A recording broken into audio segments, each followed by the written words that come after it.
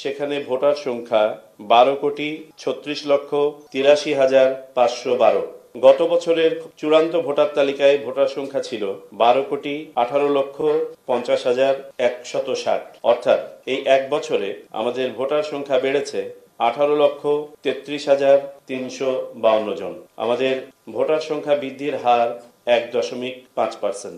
এর মধ্যে পুরুষ ভোটার বেড়েছে 1.9% এবং নারী ভোটার বেড়েছে 1.08%। আমি যদি পুরুষ এবং নারী ভোটারের সংখ্যা আপনাদেরকে আলাদাভাবে তুলে ধরি এবং তৃতীয় লিঙ্গ, বর্তমান ভোটার তালিকায় পুরুষ ভোটারের সংখ্যা, অর্থাৎ আজকে যেটা খসড়া প্রকাশিত হবে সেই খসড়ায় পুরুষ ভোটারের সংখ্যা 6,33,30,103 জন এবং নারী ভোটারের সংখ্যা 6,03,52,415 জন।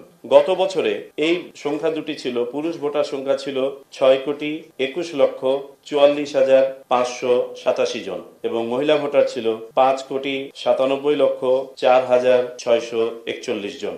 গত বছরে পুরুষ ভোটার সংখ্যা নারী ভোটার সংখ্যার চেয়ে 15,39,946 জন বেশি ছিল। আর বর্তমান তালিকায় পুরুষ ভোটারের সংখ্যা বেড়ে দাঁড়িয়েছে নারীদের তুলনায় 29,77,688 জন। এই হচ্ছে আপনার উপাত্ত। এর বাইরে আপনারা জানেন এবারই প্রথমবারের মতো আমরা প্রবাসী বাংলাদেশিদেরকে ভোটার নিবন্ধন কার্যক্রমে আওতায় নিয়ে আসতে সক্ষম হয়েছি। 7টি দেশে আমাদের এই নিবন্ধন কার্যক্রম এই পর্যন্ত চালু হয়েছে।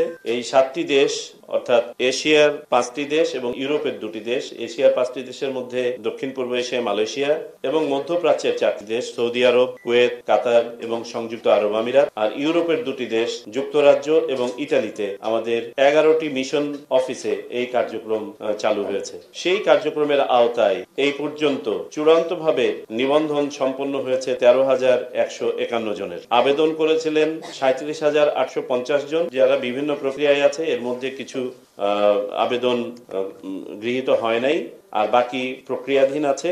এই পর্যন্ত প্রক্রিয়া সম্পন্ন করা হয়েছে 13,151 জন। যাদের প্রক্রিয়া সম্পন্ন হয় নাই কিন্তু তারা বই পেয়ে যাবেন তদন্ত সাপেক্ষে, তারাও এই তালিকায় সন্নিবেশিত হয়ে যাবেন চূড়ান্ত ভোটার তালিকায়।